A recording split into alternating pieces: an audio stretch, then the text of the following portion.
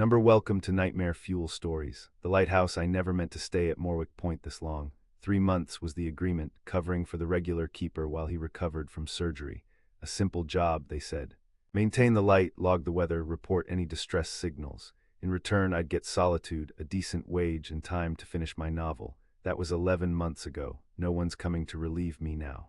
I'm not even sure anyone remembers I'm here. The lighthouse stands on the northernmost tip of Blackwater Island, a crescent of rock and pine that curves like a predator's claw into the Atlantic. The nearest town, Havensport, sits 20 miles south, a collection of weathered buildings huddled against the constant wind. Once a thriving fishing community, now it's barely hanging on, sustained by summer tourists who come for the authentic coastal experience and leave before the first autumn storm. I hadn't planned to be a lighthouse keeper. Before Morwick Point, I was Daniel Marlowe, mid-list thriller writer with 3 modestly successful novels and a stalled career. My 4th book was 18 months overdue, my savings depleted, and my agent's patience wearing thin. When my college roommate mentioned his cousin at the Maritime Safety Authority needed someone temporarily, it seemed like providence, isolation, inspiration, and income all at once. The lighthouse itself is beautiful in that severe, practical way of structures built to withstand nature's worst. A white tower rising 137 feet from a granite foundation, crowned with a lantern room housing a Fresnel lens that's been guiding ships since 1887. The keeper's cottage sits adjacent, 2 bedrooms, a kitchen, living area, and a study that doubles as the monitoring station. Modern technology has made traditional lighthouse keeping obsolete. The light is automated, the weather instruments digital, communications handled through satellite uplinks. My job was mostly monitoring systems, performing basic maintenance, and being a human failsafe in case technology failed. For the first month, I was productive. I wrote during the day, walked the rocky shoreline at sunset, and slept soundly to the rhythm of waves against the cliffs. I'd call in my daily report, exchange pleasantries with the Coast Guard dispatcher, and return to my isolation. The trouble began in October when the first real storm of the season hit. 3 days of howling wind and rain so dense it obscured the ocean entirely. The power failed twice, but the backup generators performed flawlessly. On the 4th morning, I woke to unsettling calm and a strange object on the horizon. It looked like a ship, a tall ship with multiple masts, but hazy, as if viewed through gauze. I noted it in my log and called it in during my morning report. No tall ships scheduled in your sector, the dispatcher said. Probably a private vessel. If they're not broadcasting distress, no need for concern. I watched it through my binoculars for an hour before it disappeared into a bank of fog. Something about its silhouette troubled me, but I couldn't articulate why. That night I dreamed of drowning, not the panic thrashing kind, but the slow, peaceful surrender to cold and pressure. I woke gasping, sheets soaked with sweat despite the chill in the room. The ship appeared again the next day, closer this time. Close enough that I could make out details that didn't belong on any modern vessel. A figurehead at the bow, intricate carvings along the gunnels, sails that seemed to hang unnaturally still despite the brisk wind. I photographed it with the lighthouse's digital camera and attached the images to my daily report. Nothing on radar, the dispatcher said, sounding distracted. Weather system might be causing interference. Keep monitoring. The ship vanished by noon. I spent the afternoon researching historical vessels online, scrolling through hundreds of images until my eyes burned. Nothing matched exactly, but the closest resemblance was to merchant ships from the mid-19th century. That night I heard singing. It came from the direction of the beach, a low, melodic humming that seemed to rise and fall with the tide. I stood at my bedroom window, straining to see through darkness broken only by the rhythmic sweep of the lighthouse beam. The singing continued for nearly an hour before fading. I told myself it was the wind, or perhaps distant wails. The coast was known for strange acoustics, sounds carrying for miles across the water, distorted by cliffs and caves. But the next night it came again, closer. Not humming this time, but words in a language I didn't recognize, carried on voices that seemed neither male nor female. I began locking the cottage doors at night, something I hadn't bothered with before. I checked the security cameras installed around the lighthouse perimeter, but they showed nothing unusual, just empty pathways and crashing waves. The ship continued to appear, sometimes for hours, sometimes just long enough to be glimpsed between fog banks. Always the same vessel, always maintaining the same distance from shore. I began to notice details, the weathered wood of its hull, the tattered condition of its sails, the absence of any crew on deck. In my daily reports, I mentioned the ship less frequently. Something in the dispatcher's tone when I described it, a hint of concern that wasn't about maritime safety, made me cautious. Instead, I started keeping a separate log, recording the ship's appearances, the singing, and my increasingly disturbed sleep. 6 weeks after the first sighting, I received a package from Havensport. The supply boat made monthly deliveries, bringing food, mail, and other necessities. Among the usual items was a book I hadn't ordered, Maritime Disasters of the North Atlantic. 18-1900. There was no sender information, no note of explanation. The delivery manifest simply listed it as requested historical reference. I hadn't requested it. But that night, unable to sleep, I began reading. The book was comprehensive, detailing hundreds of shipwrecks along the eastern seaboard. I was halfway through when I found it, the Adelaide Rose, a merchant vessel lost in 1857, last seen near Blackwater Island during a November storm. The accompanying illustration matched the ship I'd been seeing. According to the account, the Adelaide Rose had been carrying textiles, machinery parts, and 47 passengers when it disappeared. No wreckage was ever found, no bodies recovered. The author noted local legends that claimed the ship still appeared during autumn storms, a harbinger of disaster. I closed the book and went to the window. The night was clear, stars sharp against the black sky. No ship on the horizon, no singing from the shore, just the steady rhythm of the lighthouse beams sweeping across the water, but something was different. At the edge of the beam's reach, where light faded into darkness, I could see movement. Not waves, not wildlife, but shapes moving in formation, as if the darkness itself was swimming. I grabbed my jacket and flashlight. The rational part of my brain said to stay inside, but a stronger impulse drove me down the spiral stairs and out onto the path that led to the cliffs. The November air bit through my clothes, carrying the scent of salt and decay. At the cliff edge, I played my flashlight over the churning water below. Nothing unusual, just foam-capped waves breaking against rock. I was about to turn back when I heard it again, singing, so close it seemed to come from just behind me. I spun around, the flashlight beam cutting through darkness. For an instant, I thought I saw figures among the rocks, pale forms that retreated from the light. Then nothing but shadows and the wind-bent shapes of coastal scrub. That night I dreamed of the Adelaide Rose. I stood on its deck as it approached Blackwater Island. The crew moved around me, their faces blurred, their bodies leaving trails in the air like time-lapse photography. At the bow, a woman in a blue dress pointed toward the dark shape of the island. Her face, when she turned to me, was my own. I woke to the sound of my satellite phone ringing. It was the Maritime Safety Authority. Marlowe. We've been trying to reach you. Your daily reports stopped coming 3 days ago. I blinked at the clock, 10:17 a.m. I'd overslept by hours, something I never did. I sent them, I said, my voice rough from sleep. Every morning at 800, same as always. A pause. We've received nothing since Monday. System shows no transmissions from your station. It was Thursday. I had clear memories of filing reports on Tuesday and Wednesday, weather conditions, system status, maintenance performed. I even remembered the dispatcher acknowledging receipt. There must be a transmission error, I said. I'll check the equipment and resend. Do that, and Marlowe, any unusual sightings to report? The question seemed loaded, the tone too casual.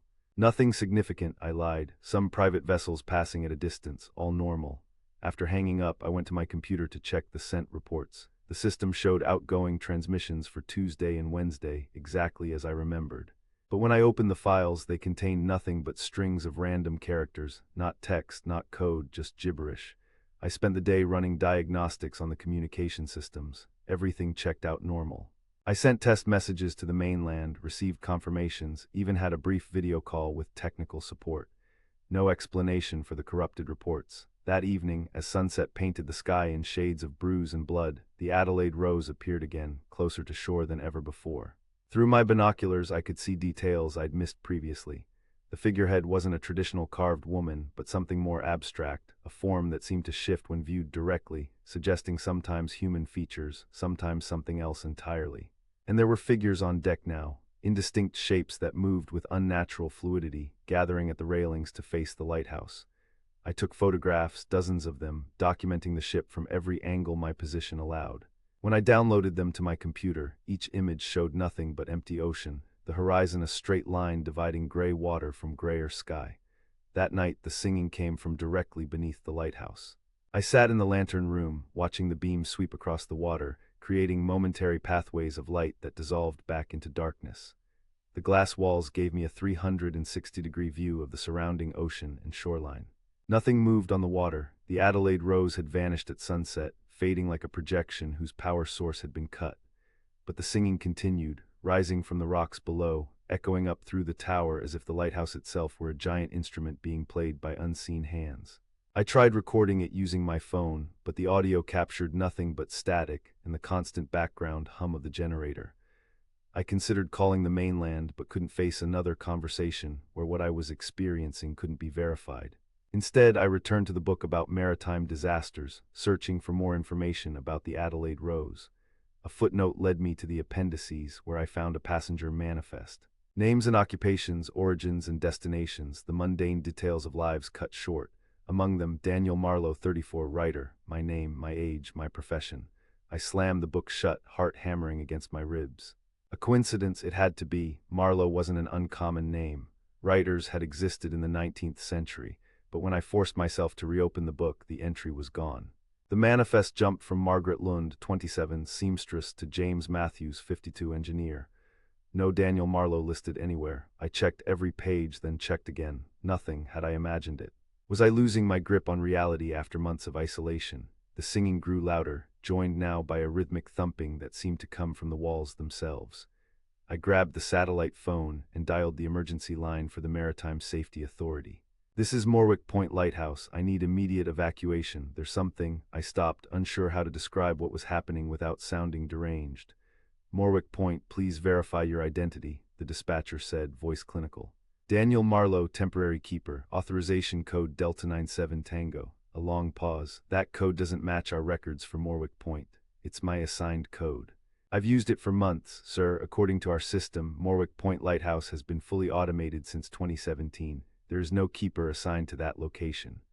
The phone slipped from my hand, clattering on the metal floor of the lantern room. The singing had stopped, replaced by silence so complete it pressed against my eardrums like physical pressure. I descended to the cottage in a daze. In my study, I found my novel manuscript, 400 pages of work I'd been refining for months. The title page read The Lighthouse by Daniel Marlowe, but when I turned to the first chapter, the pages contained only the same random characters that had corrupted my reports. My phone showed no service. My computer could access local files but not the internet. I was cut off. That night I didn't dream of drowning. I dreamed I was standing on the shore, watching the lighthouse beams sweep across the water.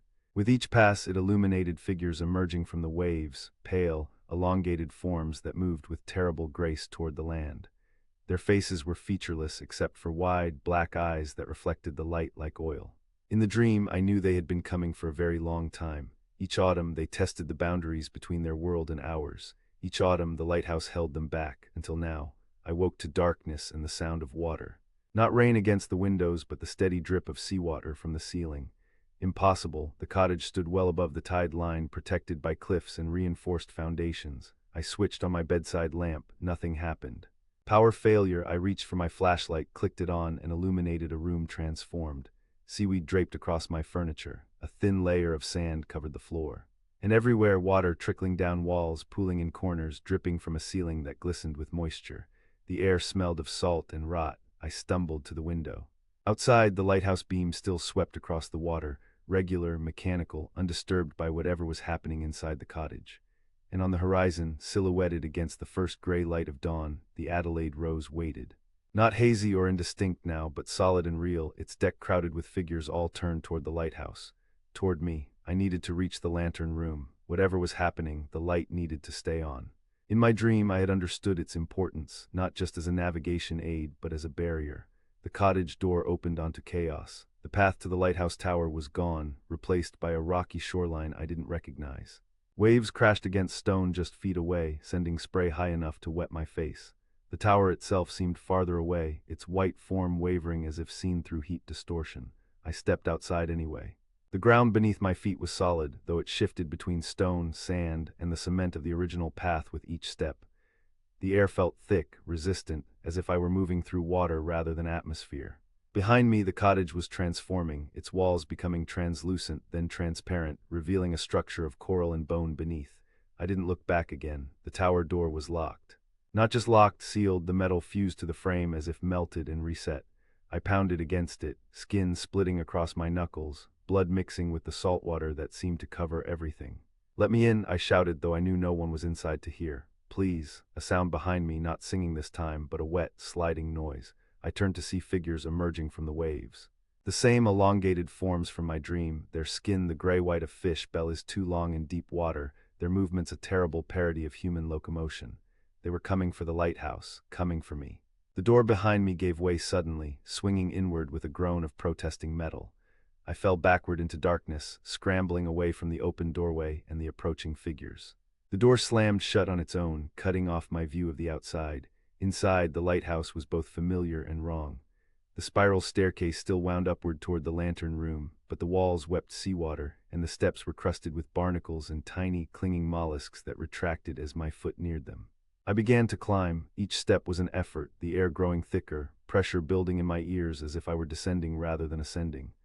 Halfway up, I had to stop, gasping for breath that seemed to contain less oxygen with each inhalation. Below me, something heavy impacted the tower door, then again. A rhythmic pounding that matched the tempo of the singing I'd heard so many nights. They were trying to get in. I continued climbing, legs burning, lungs straining. The lantern room door stood ajar, spilling cold blue light onto the upper stairs. I dragged myself the final few steps and collapsed onto the metal floor of the room. The Fresnel lens rotated steadily, sending its beam out across waters that no longer looked like the Atlantic I knew. The horizon had changed, no gentle curve, but a sharp edge, as if the sea simply ended at some predetermined point. The sky above it was wrong too, not the clear blue of a November morning, but a swirling mass of colors that had no place in Earth's atmosphere. And everywhere ships, not just the Adelaide Rose, but dozens of vessels from different eras, tall ships, steam-powered freighters, modern fishing boats, all converging on Blackwater Island. All crewed by the pale figures I'd seen emerging from the waves. The pounding from below grew louder. The entire tower vibrated with each impact. I crawled to the control panel that monitored the light's automated systems. Everything showed green, power stable, rotation mechanisms functioning, light output at specified intensity, but it wasn't enough. Whatever barrier the lighthouse created was failing. I noticed a panel I hadn't seen before, older than the rest, its metal faceplate tarnished with age. Engraved on it, nearly worn smooth by time, emergency protocol. Final defense, below it, a single red button protected by a glass cover. The tower shuddered violently. From below came the sound of splintering wood and tearing metal. They were inside. I broke the glass with my elbow and pressed the button. For a moment, nothing happened. Then the Fresnel lens began to rotate faster, its beam narrowing, intensifying from white to blue-white to an actinic purple that hurt my eyes even in peripheral vision. The control panels sparked, displays flickering wildly before going dark. The temperature in the lantern room plummeted, my breath clouding in air suddenly cold enough to burn my lungs. Through the glass walls, I watched the beam strike each ship in succession. Where it touched, the vessels, unraveled, not exploding or burning, but coming apart in layers like paintings being stripped of pigment to reveal the canvas beneath, and then the canvas itself dissolving into component fibers. The figures crewing them dissolved too, their elongated forms dispersing like ink dropped in water, spreading and thinning until they were just slightly darker patches in the waves. The tower door burst open. I turned to see them flooding into the lantern room, dozens of the pale figures, their featureless faces now contorted into expressions that mimicked human rage. They reached for me with hands that weren't quite hands, fingers too numerous and jointed in the wrong places. The beam completed its circuit of the horizon and turned inward, sweeping across the lighthouse itself. Where it touched the invaders, they dissolved just as their companions on the ships had. But where it touched me, I felt a different kind of unraveling. Memories peeled away, my arrival at the lighthouse, the years of writing before that, childhood, identity, all stripped back to reveal something underneath that wasn't Daniel Marlowe at all. I saw the Adelaide Rose as it had been in 1857, approaching Blackwater Island through a November storm. Saw myself standing at the bow, pointing toward the dark mass of land and the tiny spark of the lighthouse upon it. Felt the ship break apart beneath me, the cold embrace of Atlantic waters, the desperate swim toward a light that promised safety but delivered nothing. And then the aftermath, the merging with what lived in the deep waters off Blackwater Island. The annual attempts to claim the lighthouse, to extinguish its beam and open the way for others of our kind. The long game of replacing keepers one by one, wearing their shapes, living their lives, weakening the barriers between worlds. Until only the automated systems remained, and we thought victory was finally within reach. But the old defenses had been built with such intrusions in mind. The emergency protocol wasn't just about intensifying the light, it was about purging anything that didn't belong.